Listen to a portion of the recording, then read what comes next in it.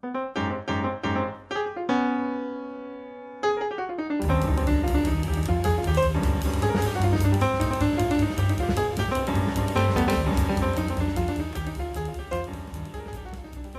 up, everybody? I'm Cliff Seal, and this is Mastering B2B Email, an exploration of what America's greatest jazz musicians can teach us about mastery, perseverance, and collaboration, specifically for B2B marketers. One important note before we get started: every bit of research and data that I cite in this discussion has a verified source, and I've personally ensured that each one of them is reasonably trustworthy, solid research methodology, ample data, and logical conclusions. You can find every source for yourself by going to cliffseal.com/podcast. You should be critical of every conclusion and underlying data point presented by anyone, and I encourage you to do the same to me. Feel free to contact me directly if you have any questions. So let's dive in, starting with a story.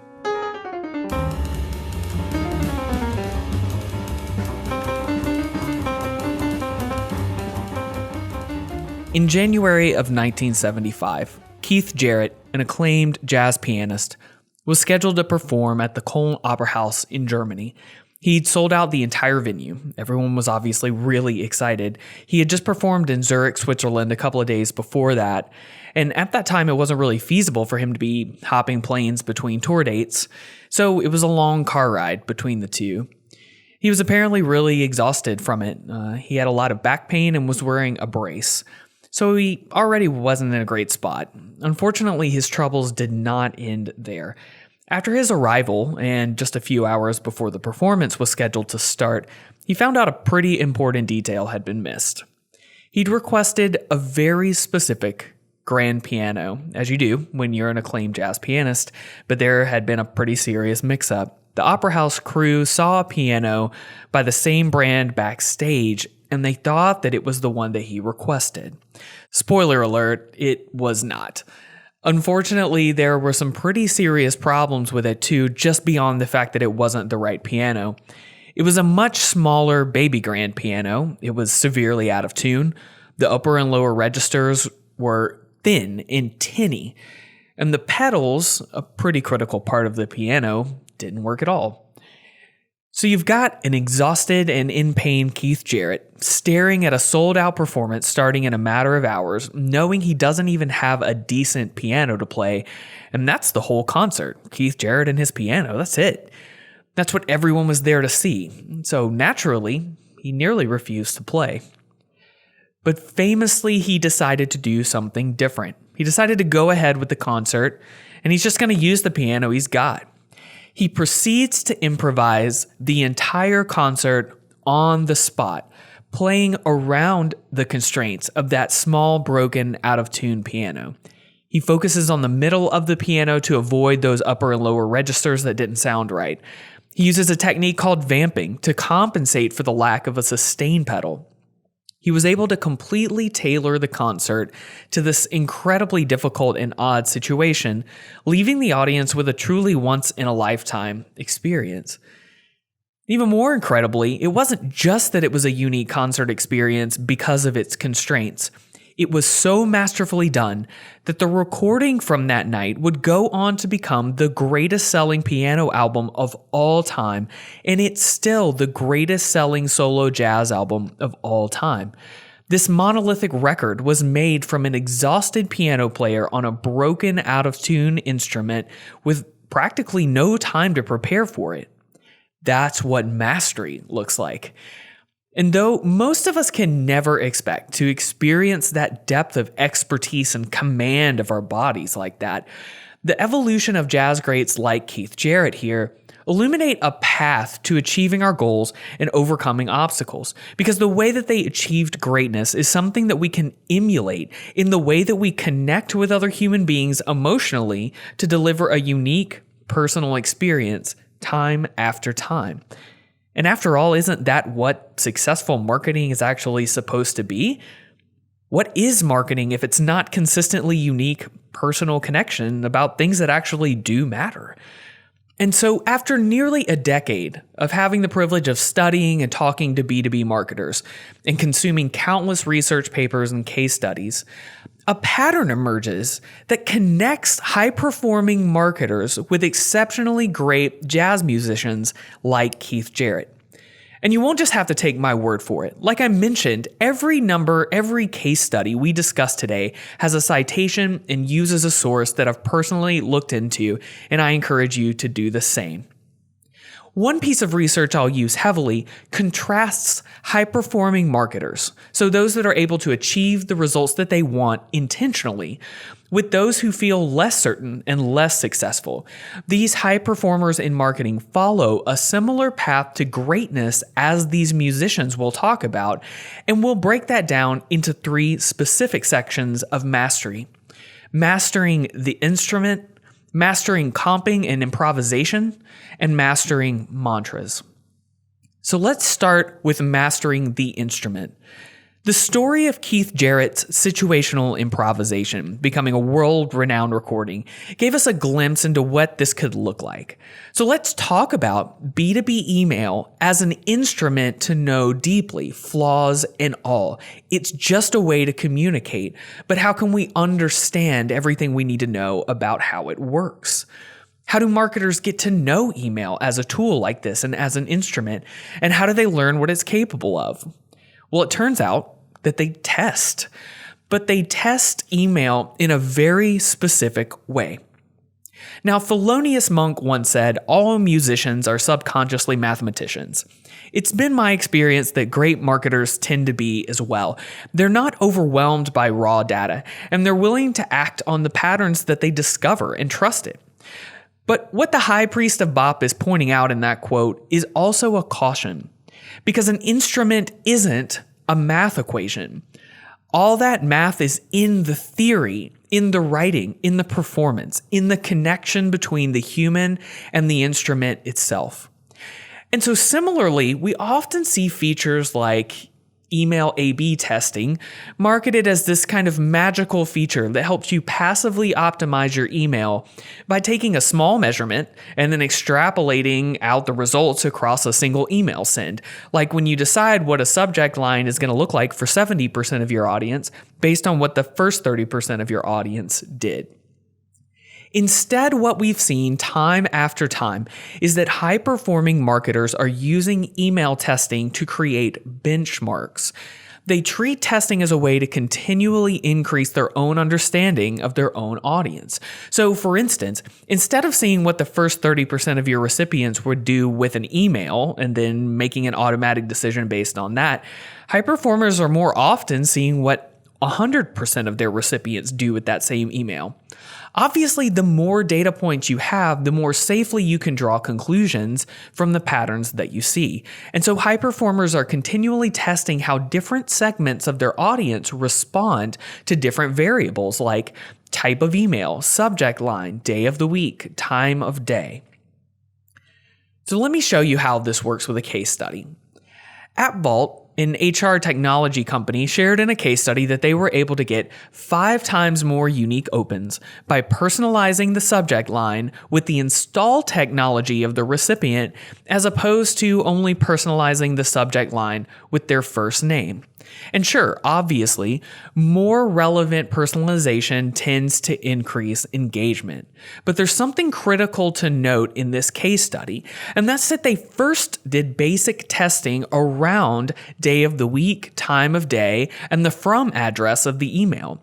They tested their existing database enough to know whether their audience responds to a given variable or not. So when they ran the test that saw the unique opens go up by 5x when they personalized the subject line with install technology, they managed to avoid the false positives that you often see when marketers start testing personalization. See, you can't know what makes an email test successful unless you have a reliable baseline to compare it to. And that's even assuming that the email test itself was well designed, which is a whole other conversation. Otherwise, when you hear that someone says personalization increased our open rate, when you see that headline on a Medium article, you actually have a lot of questions to ask before you know whether that's the case, even inside the case study you're looking at. You need to know what was personalized, how tailored was the email, did they change more than one variable in the test, and crucially, has the company ever sent anything personalized before? Because a company who's never sent anything except generic newsletter email blasts is obviously going to get a boost the first time they use something basic like a first name in the subject line. That doesn't mean it works better long term, and it doesn't mean that that first test is something reliable for you to base your decisions on going forward. Now, I'm going to give you several suggestions to try in your own organization to apply these ideas. I want to help you make progress in the forms of mastery that we're going to talk about. So to start with, I want to encourage you to do something. Run at least one statistically significant email test every month. You don't need to worry about sending to the winner. It's not a feature like that. You're not doing this to get free metrics out of your email. You're doing it to get real, reliable results for you to look at and understand. Now, if you're not sure what a statistically significant email test looks like for your organization, with no sarcasm, I encourage you to just Google statistically significant email A/B test.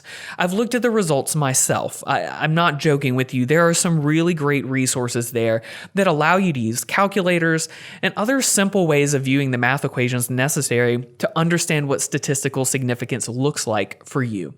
Once you know what that looks like, then start testing. Day of the week, time of day, subject lines, emojis, whatever.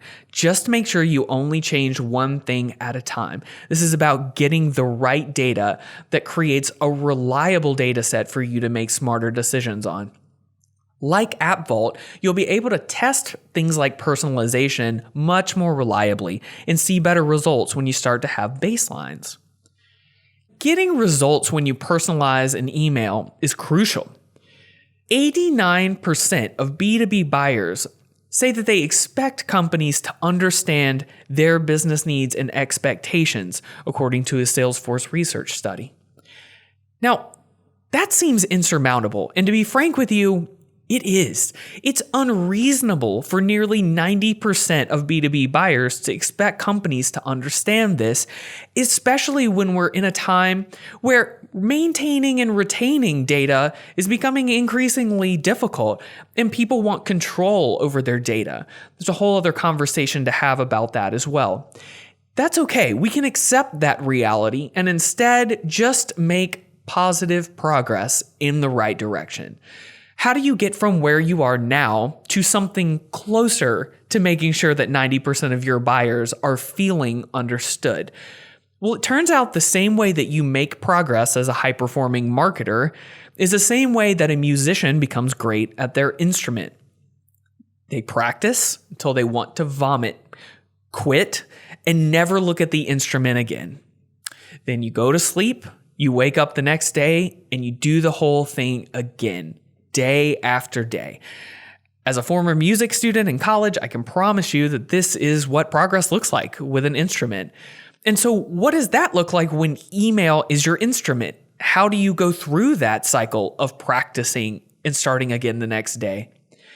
Well, it turns out the way that you do that is to find a way to send more email. That's what high-performing marketers are doing. They're literally sending email more often than you. They're practicing more and more until sending a great email becomes second nature.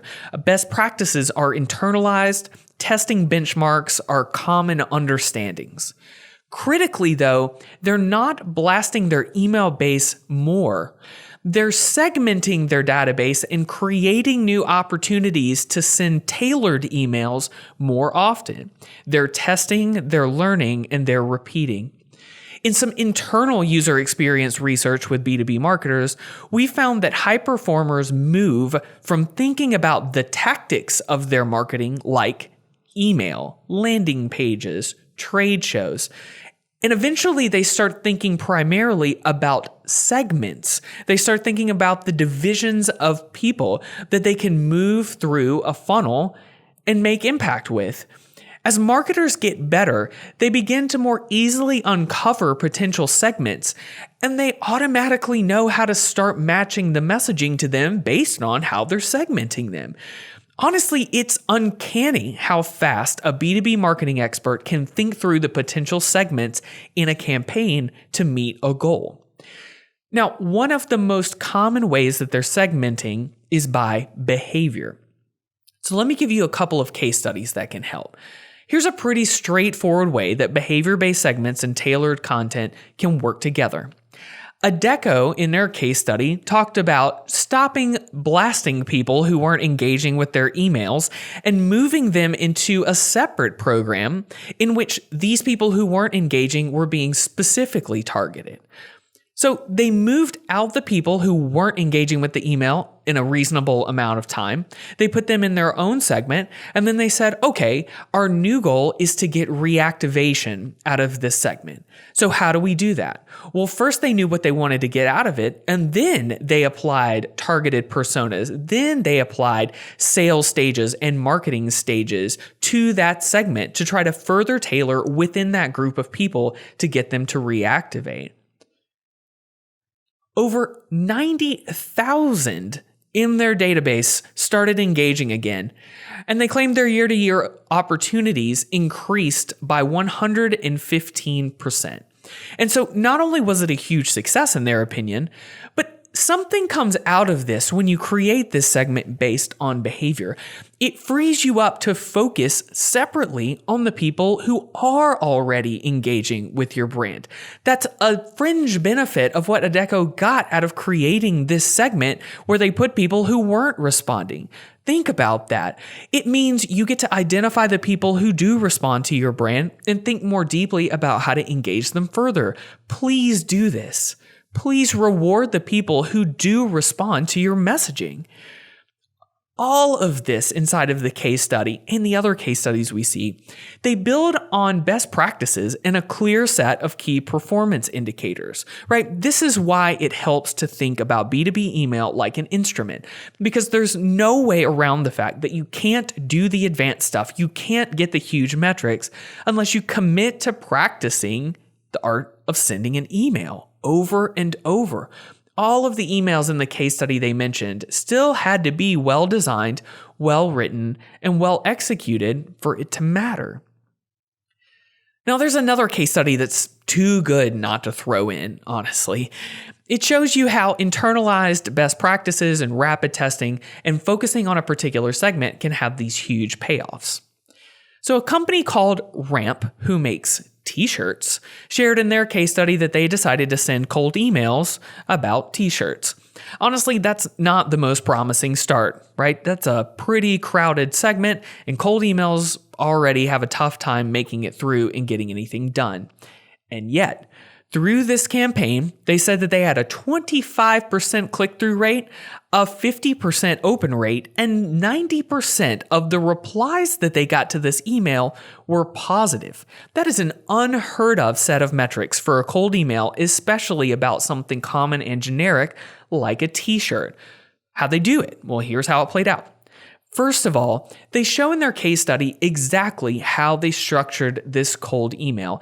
I encourage you to grab the link to the case study and pull it up because you can literally see how much of a mastery of best practices they have. They understand how to send a great cold email already. There's no way around knowing how to build one of these well. But even inside of that specific effort, they used rapid testing and iteration to further optimize the particular parts. And so in this cold email, one key part that they decided to include was an image of the recipient's company logo superimposed on a t-shirt. Now, that's a pretty manual process, so they wanted to make sure it was going to work before putting in all of the effort to scale something like that. So first, they manually photoshopped 50 company logos onto a picture of a model wearing a t-shirt, and they included those in the first batch. They felt like it worked well, so they scaled it. They started testing on stock photos and animated GIFs in a form of an automated process where they could really start cranking these out.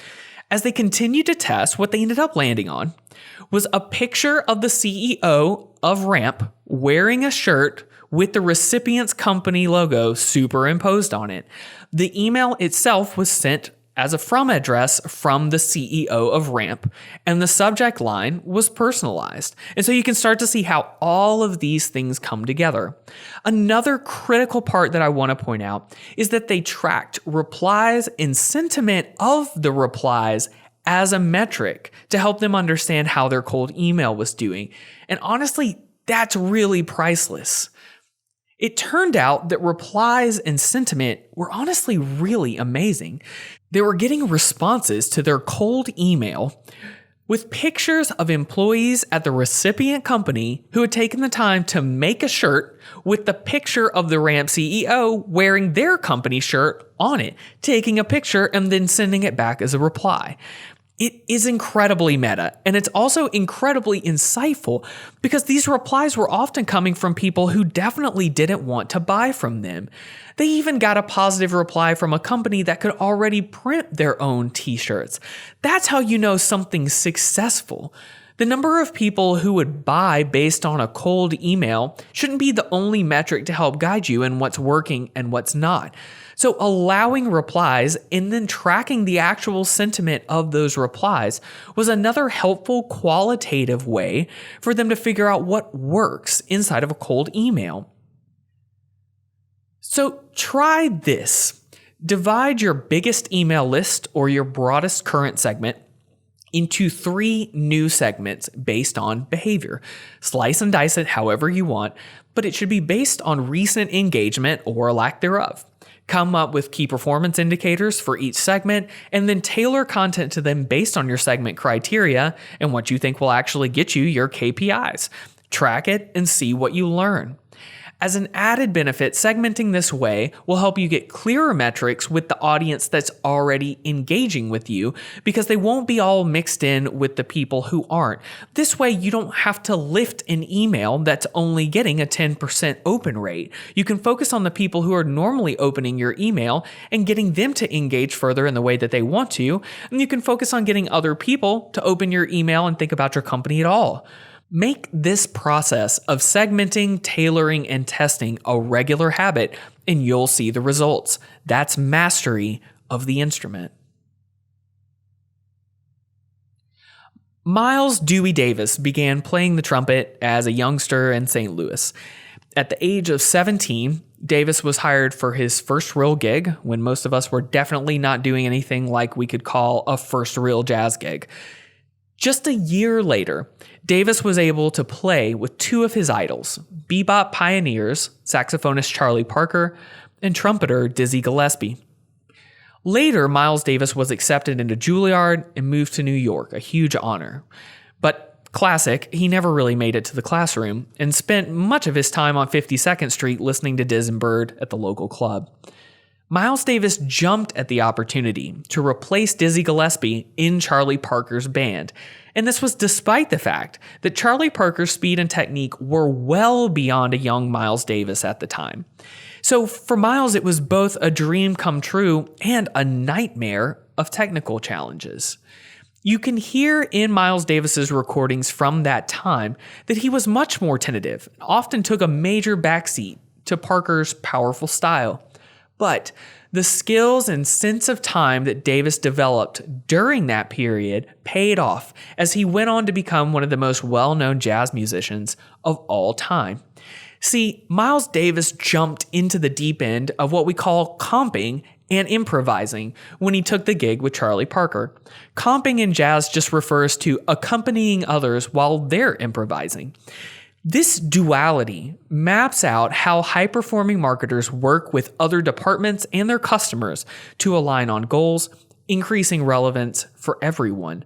Through mastering comping and improvising, you can improve the way you work with others to amplify email's effect. Oscar Peterson once said, "It's the group sound that's important, even when you're playing a solo. You not only have to know your own instrument, you must know the others, and you must know how to back them up at all times. That's jazz." Now, it's easy for B2B marketers to get tunnel vision on the email that just the marketing department is sending out, or to only think about marketing and sales alignment, for instance. But let's talk about this idea of the group sound, because that's what's really important. It's the collection of experiences your customers are having with all of your company's email, regardless of who's sending it, that matters. It's critical to understand this customer context, whether you're supporting others in their email campaigns or improvising something tailored for a particular segment yourself. So let me show you how this plays out.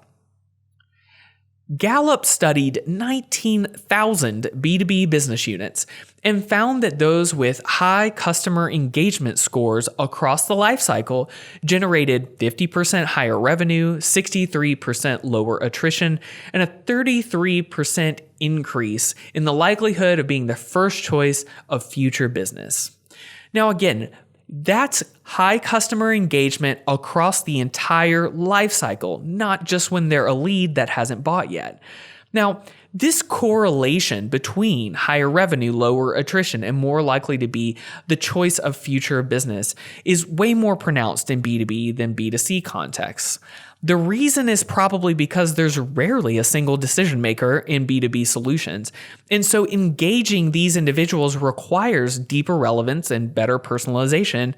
And also because buyers aren't always the end users or consumers.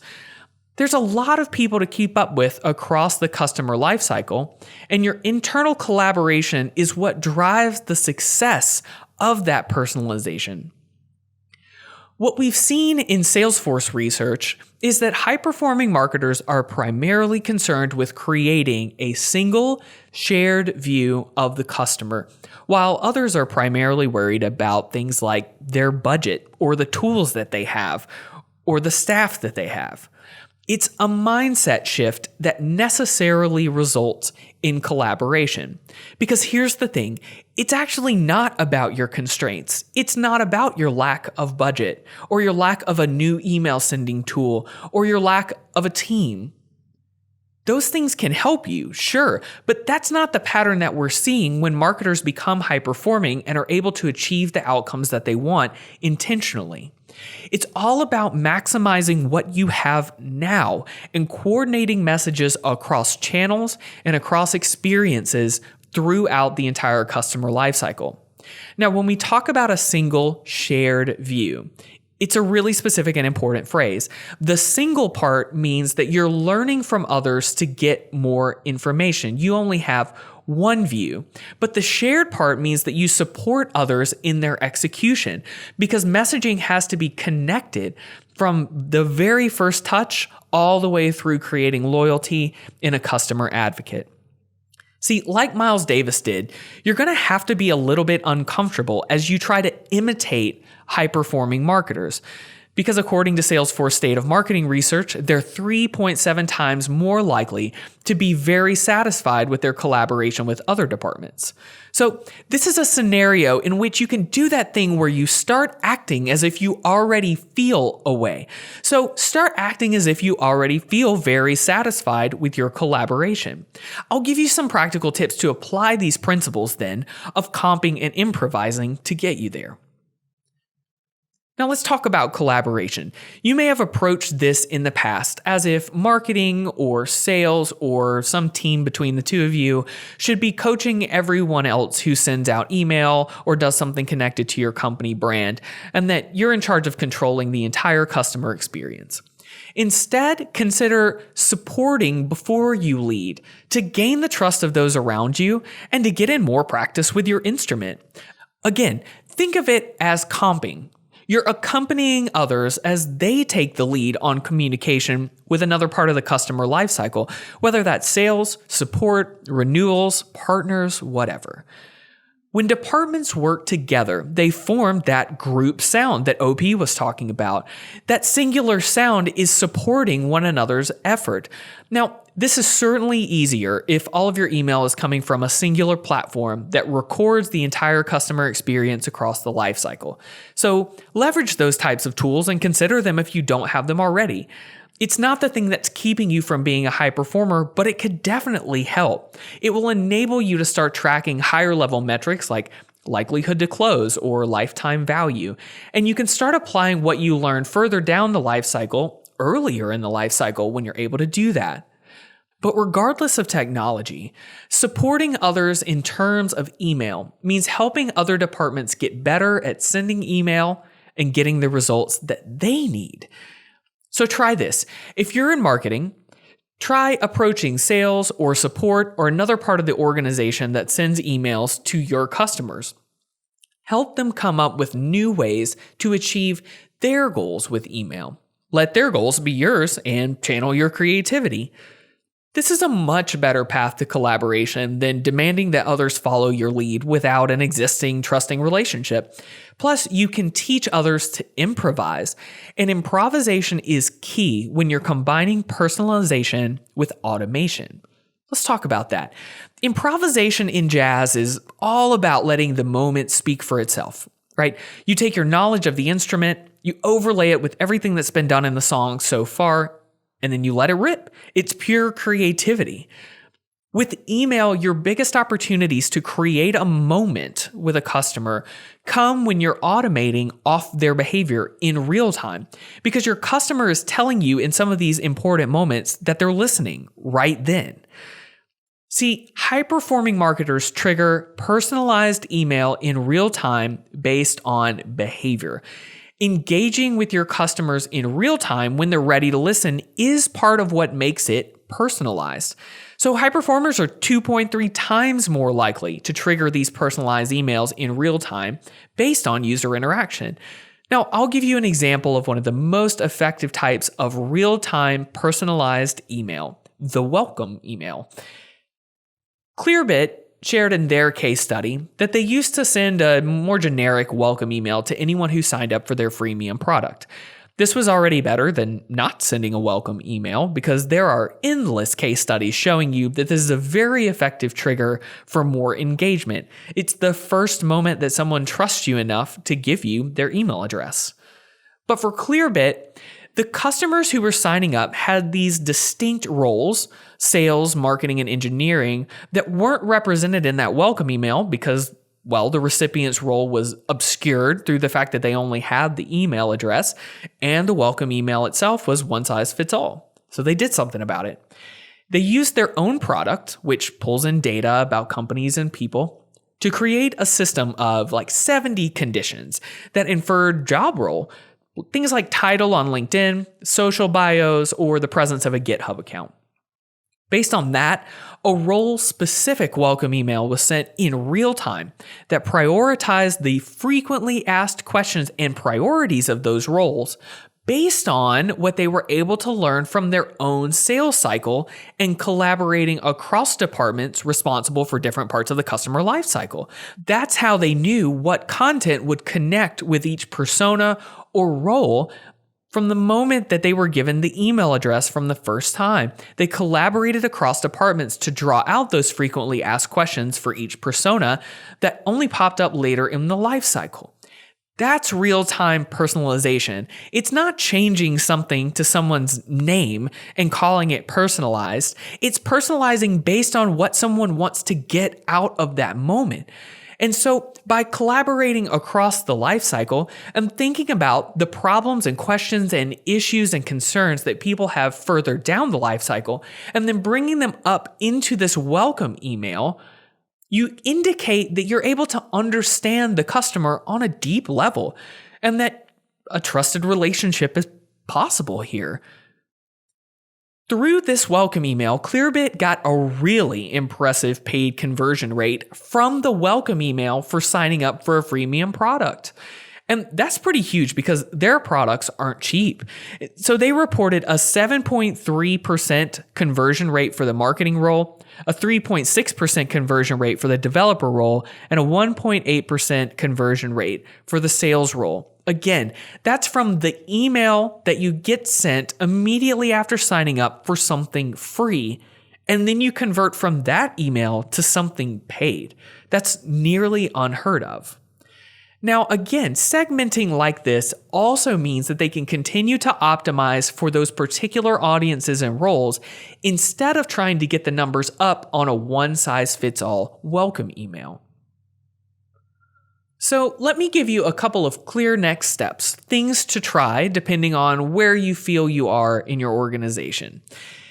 If you're not using real-time behavior-based triggers already, then get started. If you're not sending a great welcome email, that is an excellent place to start, but you can try anything that's relevant. You can use triggers like someone viewing more than 3 pages on your website in one session, or sending a follow-up email after a support ticket is closed. There's always room for collaboration if you're not sure where to start. Just choose one behavioral trigger to focus on, and then tailor an email to that particular situation. Automate it, track its success, iterate, and see where it gets you. If you feel you're already doing that sort of thing well, then take a hint from Clearbit and start tailoring your triggered emails more. Do a workshop with other departments internally, designed specifically to identify the different customer and user roles at different points in the journey, and then segment and tailor your existing automated emails to reflect what you learn. Clearbit's segmentation was successful because it predicted customer needs early and gave truly useful information. So, as you combine mastery of the instrument and then these concepts of improvisation and accompaniment, you can make tremendous strides towards that ideal personalized experience that creates trust between your company and your customers. But we've got one bit of mastery left, and it's all about consistency and discipline. A Love Supreme, released in early 1965, is widely considered one of, if not the greatest jazz albums of all time. It's a 4-part suite that explores the depths of John Coltrane's spirituality and profound gratitude that he was experiencing at that time.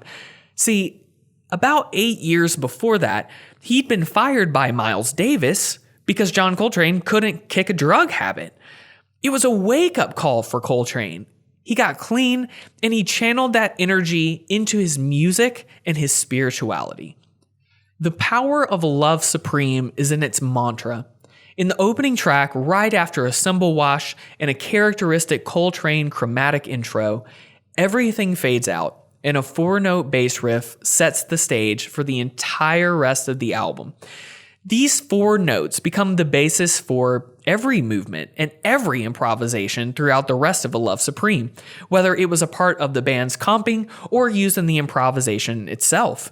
In one instance, John Coltrane plays the 4-note riff in every possible key.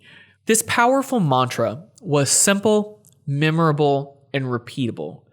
This incredible mastery of the concept of mantra helped to communicate the complex and nuanced concept of the record, all encompassing love and gratitude. Now, though your topics are likely a little bit less heavy than that, the concept of mantras is a really helpful way to look at staying on brand. We know that marketers are concerned about people staying on brand when they have the ability to communicate with a customer or a potential customer. But acting as the bottleneck to prevent bad emails is not a sustainable or trustworthy path forward. Instead, high-performing marketers empower others to gain their own confidence in how they represent the brand. As Miles Davis said once, it's not the note you play that's the wrong note. It's the note you play afterwards that makes it right or wrong. So you ought not be scared that empowering the organization to use email is going to end in some big mistake. Jazz doesn't work like that, and neither does your customer experience. You need to be aligned and in touch with one another so that any wrong notes can simply be accounted for.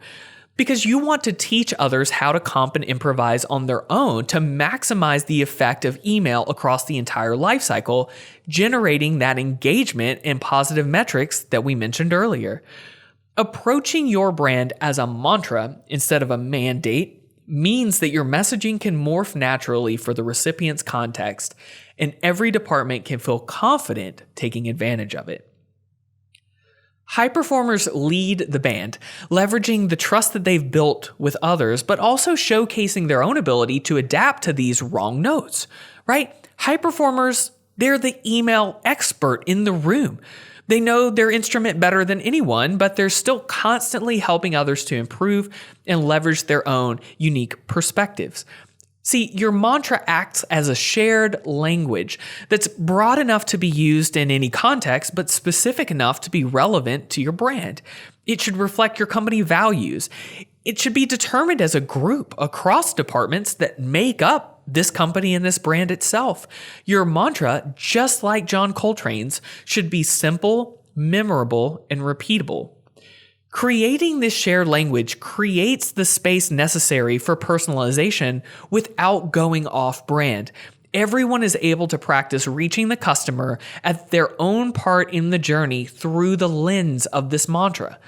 So again, let me give you a case study to show you how this can work. The I Build America campaign was the brainchild of an organization that wanted their customers in the construction industry to be known and deeply understood. So they built a campaign around the humanity of these folks who are often misunderstood and misrepresented. By connecting with the purpose and meaning that drive human beings inside of the construction industry, an entire array of opportunities opened up from this simple campaign because it was genuine. To start with, it only relied on email and social media sharing because it was necessarily grassroots, and that worked. They reported 52.6% more revenue and 2 to 3 times the usual engagement. But a side benefit of that was that things like extra websites, advertisements, and merchandise easily spawned out of this simple mantra that was all about showing the humanity and the pride of construction workers. I Build America. This mantra reflected the value of the company while being relevant to the people that they were serving. But again, because this mantra was simple, memorable, and repeatable, it unlocked creativity from others on the team, and critically, it enabled community-driven content. See, a great mantra can be improvised upon by your customers as well because they get it. So try this.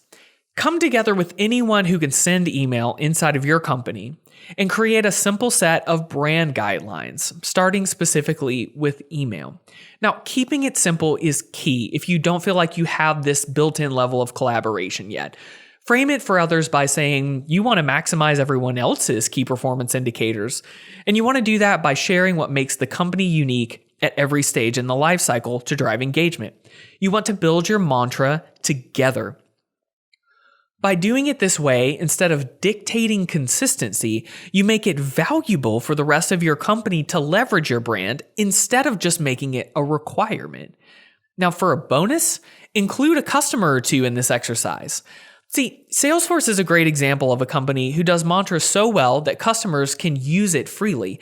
These concepts like connect to your customers in a whole new way, the customer success platform, Blaze Your Trail, Trailblazers, are all slight variations of the same customer-focused brand. And every day I see totally disparate departments leveraging this brand to reach the customers they're responsible for. And that generates incredible cohesion around the brand itself. So if you want to plot a course to B2B email mastery, follow the trail of the Jazz greats. First, master your instrument by leveraging testing and data appropriately and finding a way to practice over and over by sending great tailored email. Segment relentlessly. Practice, practice, practice. Then master comping by supporting other departments to maximize their email effectiveness and gain their trust in the process. Then improvise with real-time triggered emails based on behavior. Create an environment in which everyone can explore and learn and grow. Finally, master the mantra. Empower everyone who sends email to leverage the company brand to get results. Bring your customers into the loop to learn from them and build a flexible, evolving email strategy that shows you understand your customers' needs and then revel in the metrics that follow. Mastering B2B email comes with dedication, consistency, and openness to new ideas. And even if you are already a master, I hope I've at least piqued your interest in rediscovering jazz culture and music, which is an absolute gift that grew and spread in spite of immense oppression. Let's honor their sacrifices with respect and admiration by giving our all to our craft, whatever that looks like.